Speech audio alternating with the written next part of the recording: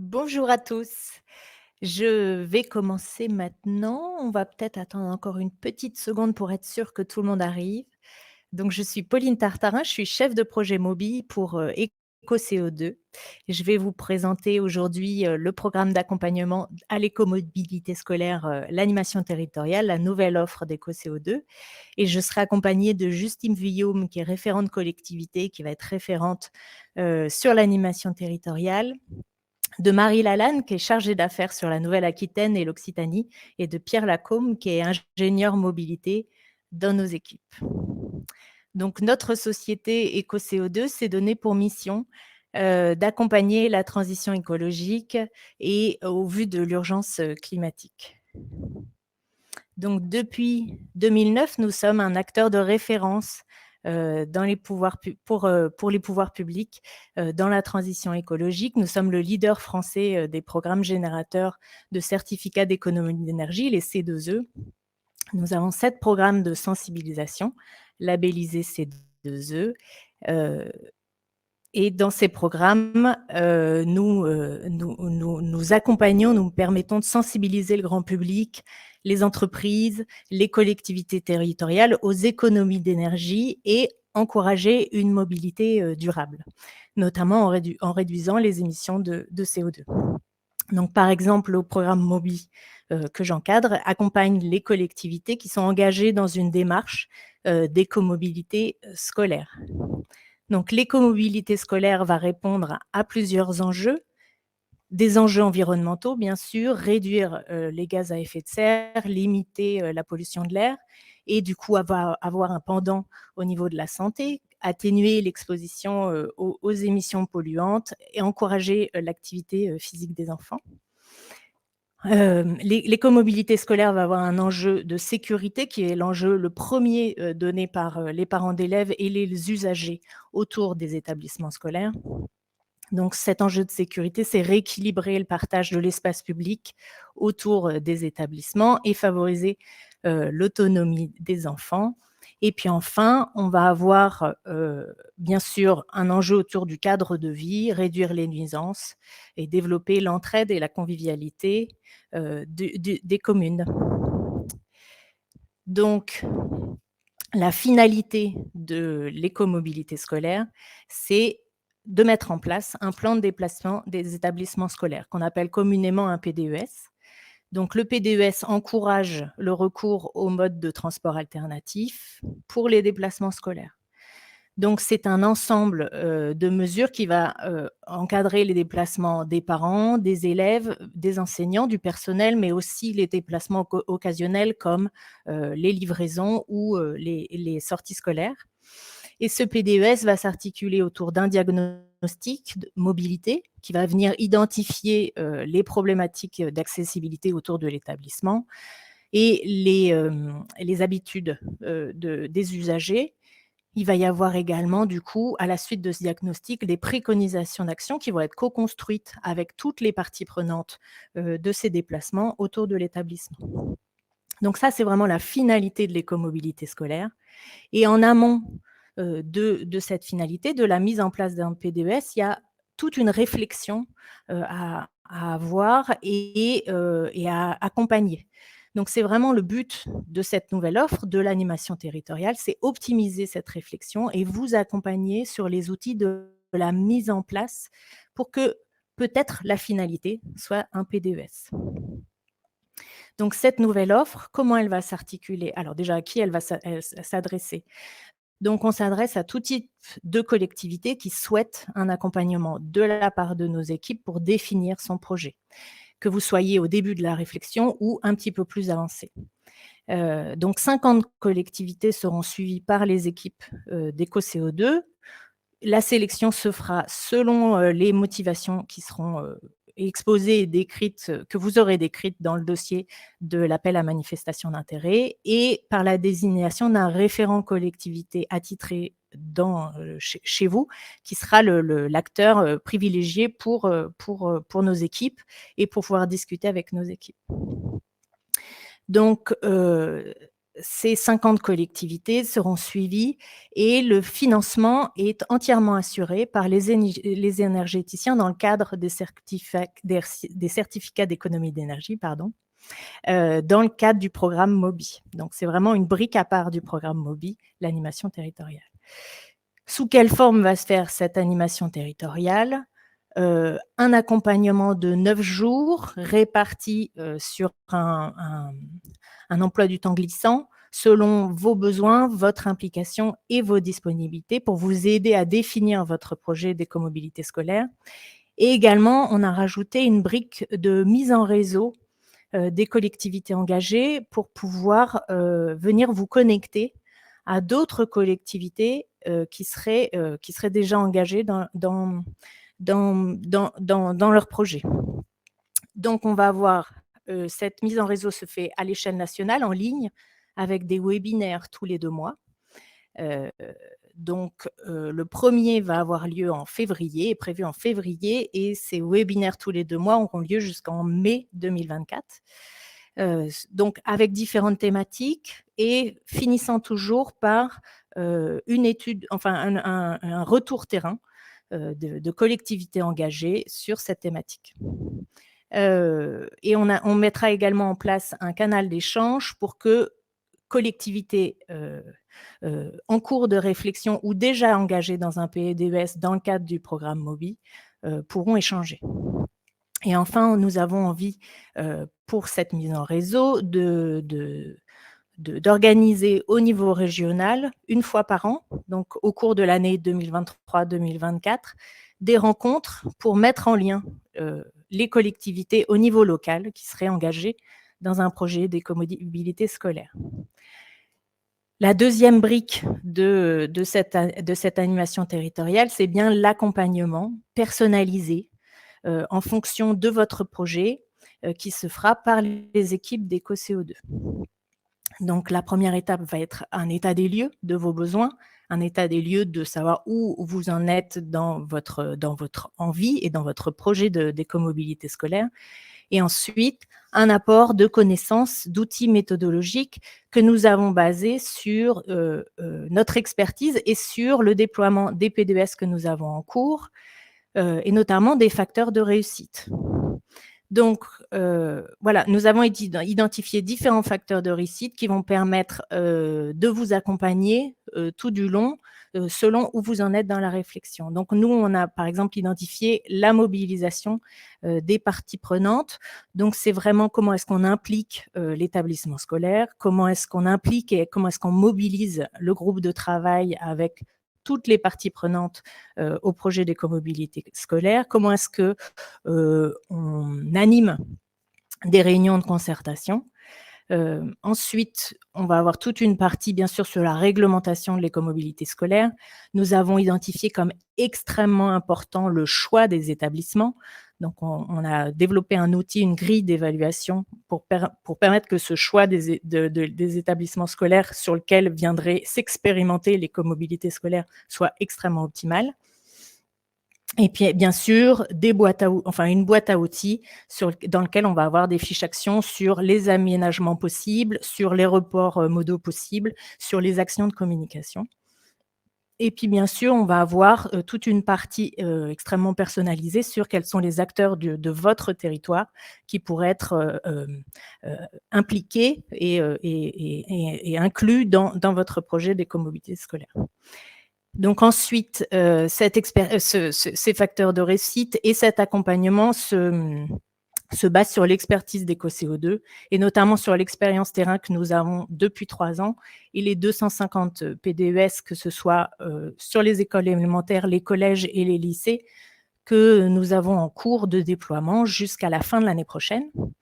Et puis sur le lien que nous avons avec tous les experts locaux et nationaux de l'écomobilité scolaire.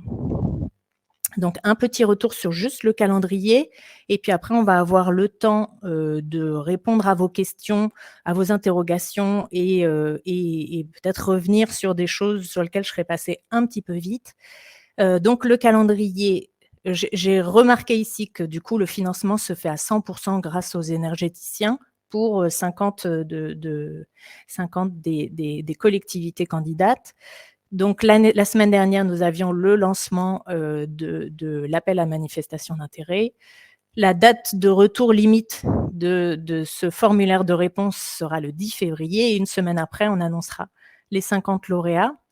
Et ensuite, pour les 50 lauréats, on va avoir besoin d'une première prise de contact et l'état des lieux des besoins se fera en mars pour que la contractualisation se fasse en avril. Nous avons obligatoirement besoin que cette contractualisation se fasse en avril, fin avril, pour qu'elle puisse rentrer dans le cadre du programme.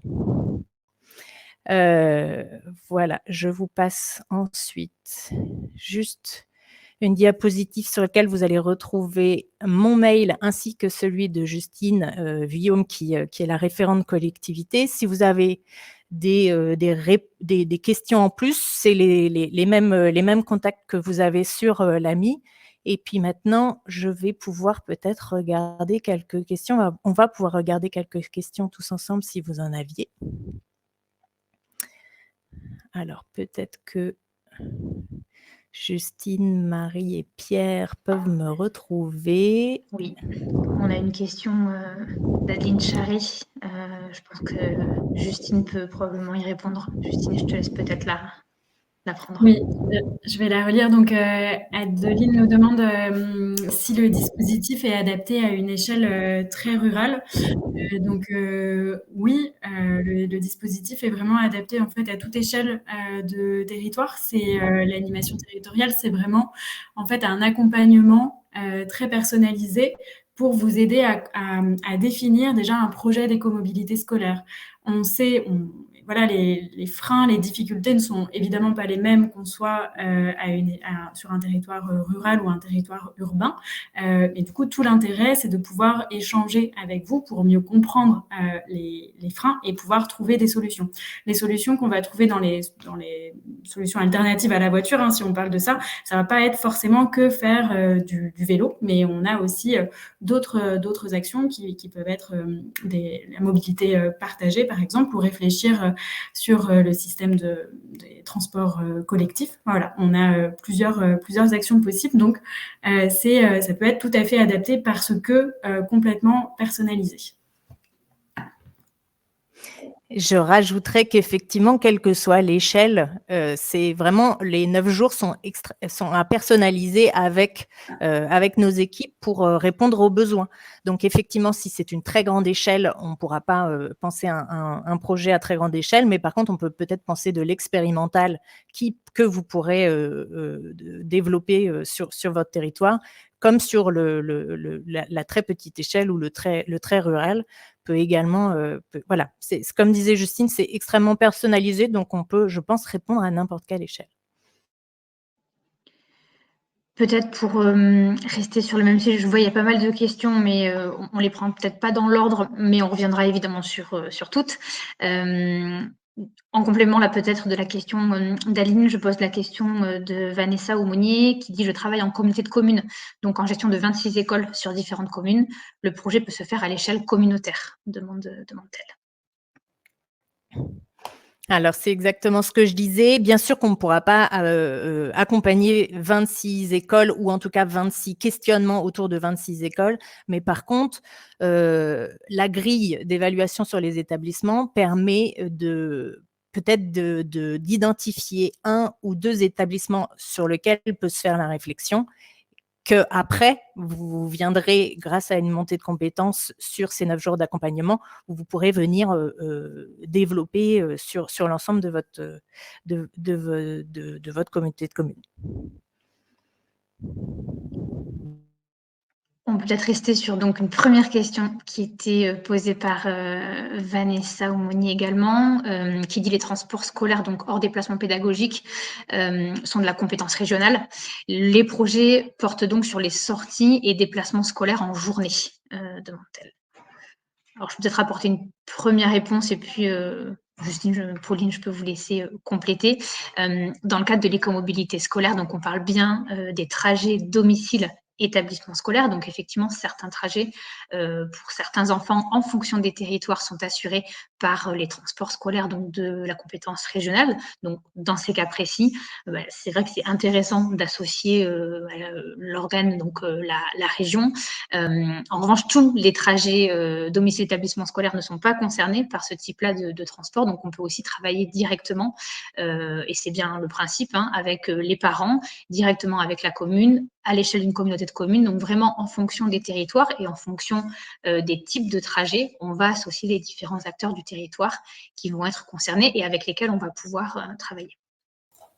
Et peut-être pour compléter ce que dit Marie, sur les transports scolaires, effectivement, on a une autorité organisatrice de mobilité qui est souvent la région, mais il n'empêche qu'on peut faire des propositions pour essayer d'améliorer la situation. Chaque situation est différente, mais ça ne nous empêche pas de faire des propositions, même si on est sur une échelle régionale qui semble donc un peu plus éloignée.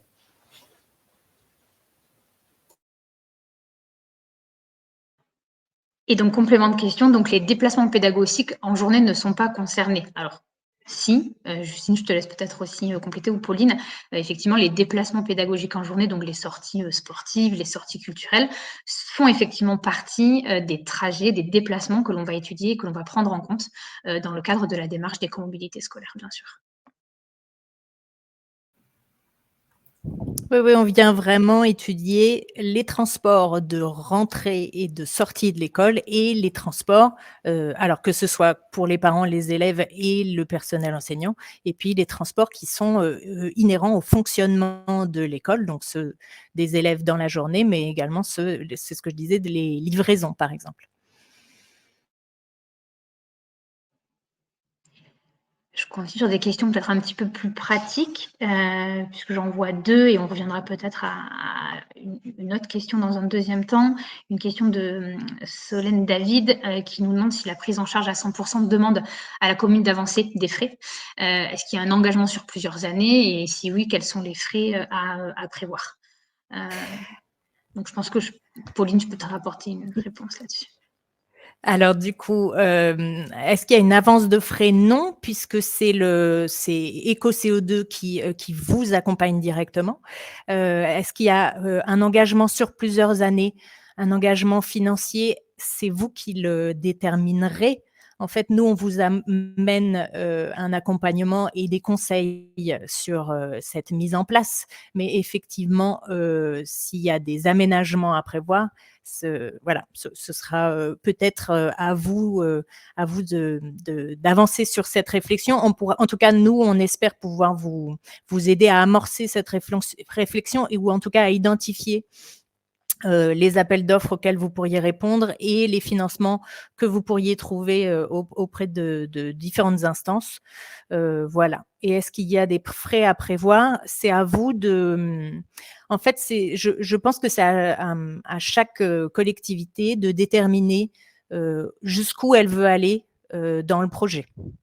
Est-ce que vous voulez juste amorcer la réflexion et vous arrêter avant les frais à prévoir parce que justement vous avez besoin de savoir de budgétiser ce que serait l'idéal d'un projet d'écomobilité scolaire. Voilà, je pense que c'est à chacun de déterminer jusqu'où vous voulez aller. Justine, peut-être tu veux compléter ou je… Oui, non, c'est ça. Et en fait, cette réflexion sur jusqu'où vous voulez aller, c'est vraiment le premier entretien qu'on aura et qu'on pourra définir entre vous et EcoCO2 pour vraiment bien cadrer finalement l'accompagnement dont vous avez besoin et le temps nécessaire que vous aurez et du coup également potentiellement un budget que vous pourrez en tout cas prévoir et nous dans l'accompagnement on sera là pour pouvoir vous aider à flécher les différentes aides financières qui existent sur l'écomobilité. Peut-être juste pour repréciser les réponses de Pauline et Justine, ce qu'il faut bien comprendre, c'est que cet accompagnement qu'on propose aujourd'hui pour vous aider à définir votre projet d'écomobilité scolaire, donc c'est 9 jours de conseil, effectivement, tout ça est pris en charge à 100%, pas d'avance de frais. Donc voilà, cet accompagnement de conseil est totalement pris en charge par le mécanisme des C2E, et c'est nous, EcoCO2, qui allons chercher ce financement dans le cadre du programme MOBI. Mais en revanche, effectivement, les actions, les projets, les aménagements qui pourraient être mis en place à la suite de cette réflexion-là, effectivement, pourront générer des frais ou des budgets sur plusieurs mois, plusieurs années, tout ça en fonction de votre propre projet, de votre propre politique d'écomobilité scolaire. Voilà, pour juste repréciser notre accompagnement.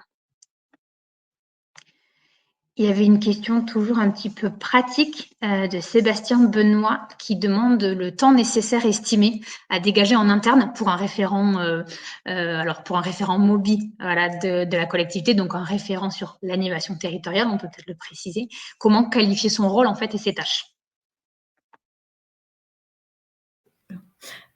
Alors au niveau du temps, donc je le redis, ça va vraiment être le premier entretien qu'on va avoir entre EcoCO2 et un référent collectivité sur cette animation territoriale qui va nous permettre de savoir le temps que vous devez dégager. Ça dépend en fait de si vous êtes une collectivité qui est déjà bien avancée dans sa réflexion autour de l'écomobilité scolaire ou si vous en êtes vraiment au début. Et au niveau de son rôle, j'ai envie de dire que vous êtes, en tout cas, peut-être le rôle de pilote ou en tout cas moteur de l'écomobilité scolaire, pardon. Et au niveau des tâches, on va être beaucoup a priori en binôme quand même, EcoCO2 et vous, référent collectivité. Si, imaginons, une des missions, ça va être d'identifier des établissements scolaires qui seraient les plus pertinents pour envisager un PDES peut-être. On va travailler d'abord ensemble à l'analyse d'une grille, puis ensuite aller faire des entretiens avec les différents directeurs, directrices des établissements scolaires. Donc voilà, ça peut être ce genre de mission et de rôle que vous aurez.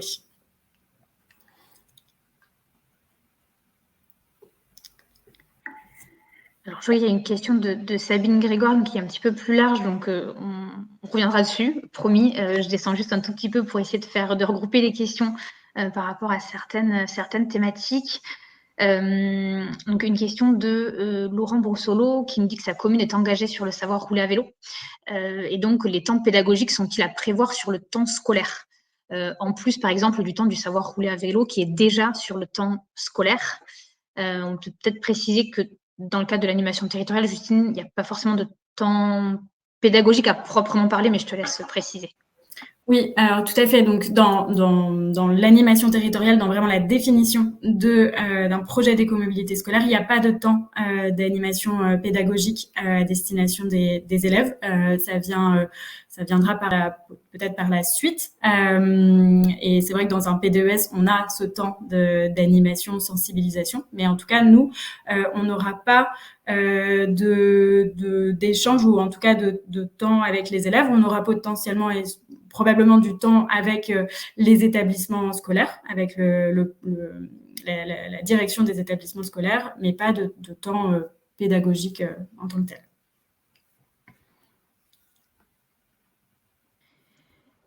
Puisqu'on est sur les questions en lien avec l'aspect pédagogique, je prends une question d'Énie de Mougeot qui me demande si on est en contact avec les référents pédagogiques de l'Éducation nationale parce qu'ils n'ont pas l'autorisation de prendre directement contact avec les écoles sur leur territoire en tant que communauté de communes. Alors, je peux peut-être apporter une première partie de réponse. Alors, on n'est pas en contact avec tous les référents pédagogiques de l'Éducation nationale. En revanche, l'Éducation nationale connaît nos actions, connaît notre programme MOBI, connaît également cet accompagnement-là. D'expérience, quand on travaille avec des communautés de communes, effectivement, il n'y a pas de prise de contact directe avec les écoles parce que la compétence affaires scolaires est généralement au sein des communes. Dans ce cas-là, encore une fois, par retour d'expérience, le mieux est encore de prendre contact dans un premier temps avec la commune pour exposer un petit peu le projet et l'engager également dans la démarche, parce que c'est important dans le cadre de ce type-là de projet d'écomobilité scolaire, même si la démarche initialement est portée par la communauté de communes, c'est important d'avoir la commune également associée au projet.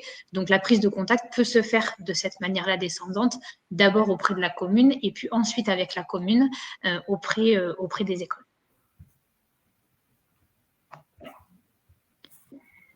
Je ne sais pas si vous voulez compléter ou si on peut passer à la question peut-être suivante. Alors, une question peut-être pour repréciser ce que l'on expliquait sur notre accompagnement sur les 9 jours de conseil et puis sur la suite, en fait, ce qui pourrait ensuite découler de cet accompagnement-là. Donc, c'est toujours Vanessa Aumonier qui pose la question. Suite aux 9 jours de conseil qu'on apporte, si la collectivité ne souhaite plus s'engager sur des actions parce que c'est trop important financièrement, comment cela se passe-t-il ? Eh ben, c'est justement le but de l'animation territoriale, c'est vraiment d'amorcer la réflexion. Donc, c'est nous vous aider grâce à notre expertise sur ce qui nous semble extrêmement important en amont. Après, si justement on se rend compte que les actions sont trop importantes financièrement, c'est peut-être vous aider sur trouver des alternatives que vous pourriez mettre en place qui seraient plus raisonnables, ou en tout cas en mettre certaines dans un premier temps, puis ensuite vous prévoir dans le temps comment en amener d'autres. Mais nous, on vous accompagne sur la réflexion. La mise en place vous appartient, j'ai envie de dire.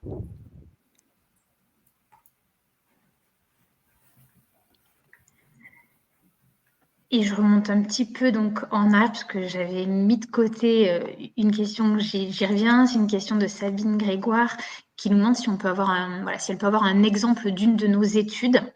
Alors, je ne suis pas certaine de comprendre parfaitement la question. C'est peut-être un exemple de projet qu'on a pu mettre en place sur l'écomobilité scolaire par rapport à notre expertise. Donc, c'est peut-être écho au programme MOBI aux 250 PDES qu'on est en train de déployer. C'est ce que j'allais proposer. Donc, si c'est un exemple d'animation territoriale, pour l'instant, on en a quelques-unes expérimentales qu'on va garder pour l'instant dans la sphère d'éco-CO2.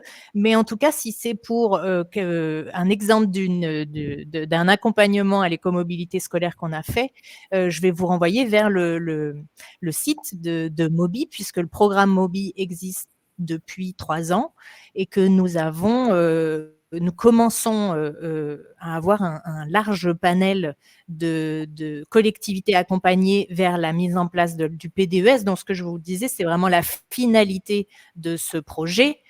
Nous, là, sur l'animation territoriale, on va vous accompagner en amont sur la réflexion et sur comment est-ce qu'on construit, comment est-ce qu'on réussit ce projet. Du coup, MOBI, c'est vraiment sur la mise en place technique de ce P2S. Donc voilà, je vais vous encourager à aller vers le site de MOBI. Vous avez plein de retours, d'expériences, de vidéos qui ont été faites, de liens vers toute la presse locale qui a été publiée. Et puis, dans le cadre de l'animation territoriale, toute la mise en réseau, toute la partie mise en réseau, qu'elle soit au niveau des webinaires, au niveau du canal du canal d'échange, se fait entre les lauréats de l'appel à manifestation d'intérêt, mais aussi avec les collectivités qui sont engagées dans la démarche MOBI. Donc voilà, si c'est à ce moment-là que vous avez aussi envie de venir interroger et envie de connaître ce qui s'est fait vraiment sur la finalité de cette écomobilité scolaire, vous pourrez aussi avoir des exemples à ce moment-là.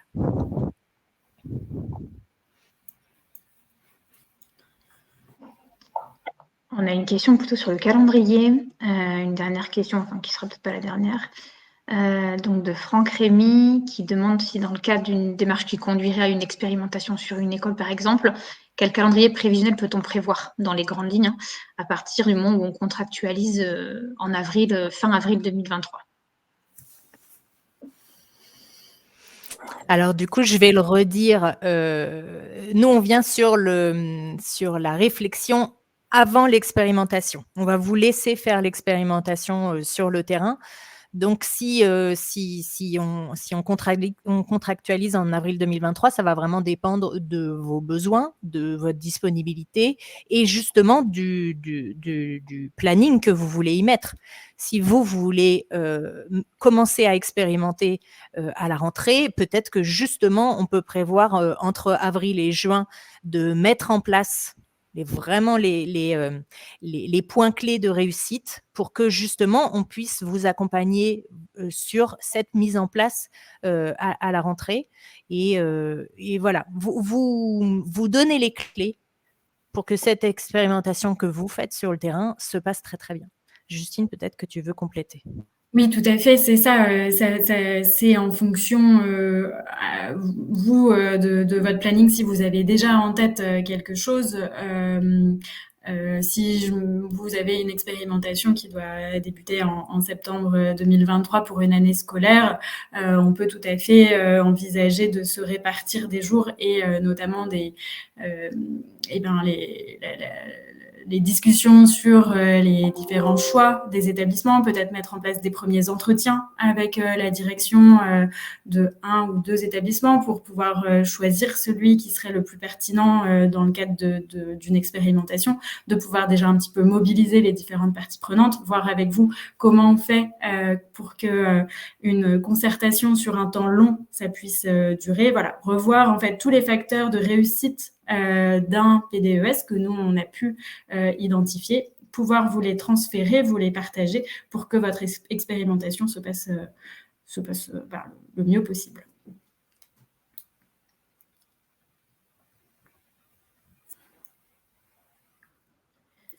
Je suis en train de balayer le chat. Je pense qu'on a répondu à toutes les questions qui ont été posées. Je remonte encore un petit peu. Alors, je vois que quelqu'un est en train, je crois, peut-être de taper une question. On peut patienter peut-être un petit peu. Le replay sera partagé, hein, Pauline, du webinaire. Je vous confirme que le replay... Ouais. Je ne sais pas si tu veux te remettre peut-être sur le calendrier pour les collectivités qui seraient intéressées, leur redire qu'elles peuvent trouver donc l'appel à manifestation d'intérêt, le dossier de candidature sur le site web de Mobi. C'est vrai qu'on n'a peut-être pas remis le site internet, on peut peut-être le remettre dans le chat. Je l'avais remis au début, mais je vais le remettre. Je l'avais mis au début, on va peut-être le remettre à la fin. Et je vois qu'il y a une question qui est arrivée. Si ma commune fait partie des lauréats de cette année, y aura-t-il d'autres amis ? Alors, il n'y aura pas d'amis en tant que tel sur l'année prochaine, puisque l'AMI se fait dans le cadre du programme Mobi qui se termine en mai 2023. Les financements sont bouclés en mai 2023. Par contre, l'avenir de l'écomobilité scolaire chez EcoCO2 se dessine, donc on espère en tout cas pouvoir continuer à vous accompagner au mieux et à profiter de l'expertise et de notre expertise technique qu'on a accumulée depuis 3 ans. Donc, ce ne sera pas sous la forme d'amis, mais on proposera d'autres choses. On a une autre question qui est arrivée, Sandy Sarola, qui nous demande si dans le cadre d'un PDES, on prend en compte les différents aspects de mobilité, bus, piéton, vélo, et le nombre de kilomètres entre l'école et le domicile. Donc, je pense que c'est le cœur même de la réflexion. Peut-être que Justine, tu veux répondre. Alors oui, effectivement, dans le cadre d'un PDES, mais je vais répondre rapidement, hein, c'est pas l'objet vraiment de l'animation territoriale, mais on prend bien en compte les différents aspects de la mobilité, les différents modes et le nombre de kilomètres qu'on peut retrouver entre l'école et le domicile. On a tout un diagnostic qui permet ensuite de faire vraiment une analyse pour savoir si le report modal est une action intéressante et réelle et qui peut être concrète et facile à mettre en œuvre selon les différents modes et le nombre de kilomètres. Donc voilà, c'est vraiment le cœur en fait de la réflexion d'un P2S et de la réflexion dans le diagnostic et de l'analyse des données. Mais c'est pas ce qu'on va faire dans l'animation territoriale, hein, je le rappelle juste pour que ce soit bien clair. Je pense qu'on a une question qui est en train d'arriver. Je vois Adeline en train d'écrire. Donc, Justine a reposté dans le chat le lien vers le site mobile. Vous pouvez retrouver le formulaire donc le dossier de candidature pour cette AMI, avec donc une date limite de candidature le 10 février 2023.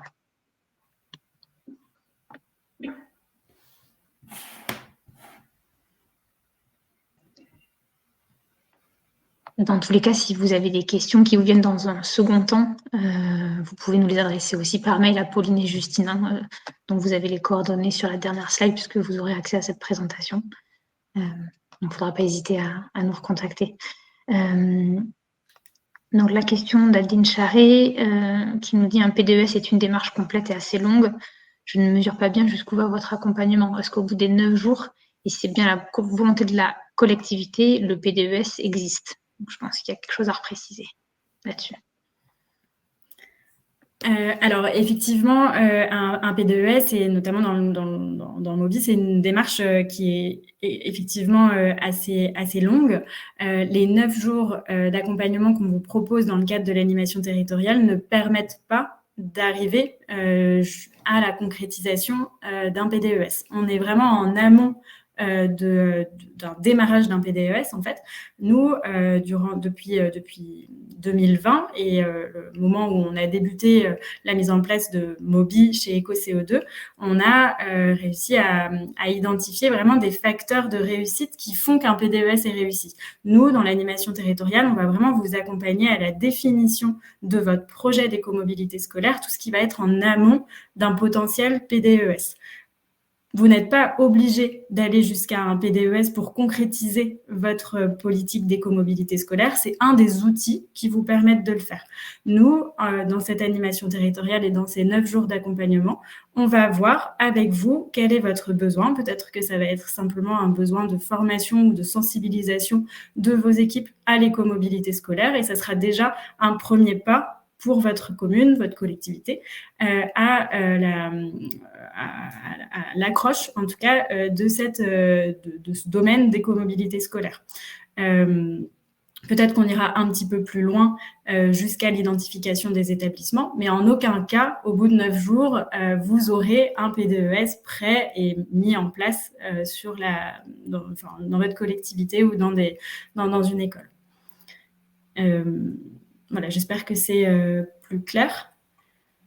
Et par contre, si votre objectif, c'est vraiment de mettre en place un PDES, on peut vous donner les briques qui vont vous permettre de le mettre en place avec le maximum, avec d'excellents facteurs de réussite.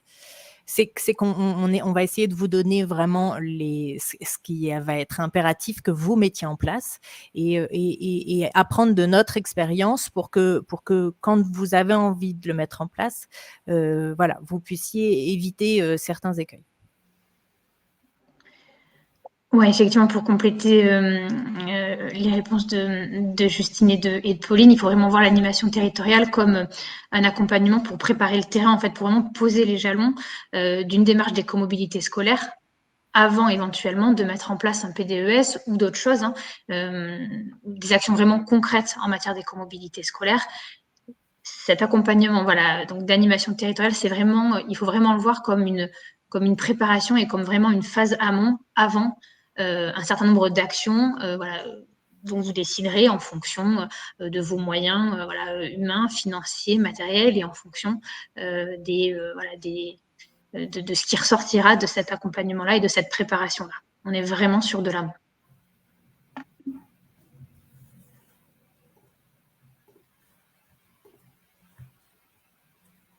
Je pense qu'on a répondu à toutes les questions. On a dépassé un tout petit peu le temps imparti. Encore une fois, vous avez nos coordonnées dans cette présentation, sur le site web également. Donc, voilà, toute l'équipe est à disposition pour vous apporter des compléments d'information si nécessaire avant de vous engager dans cette candidature pour l'AMI.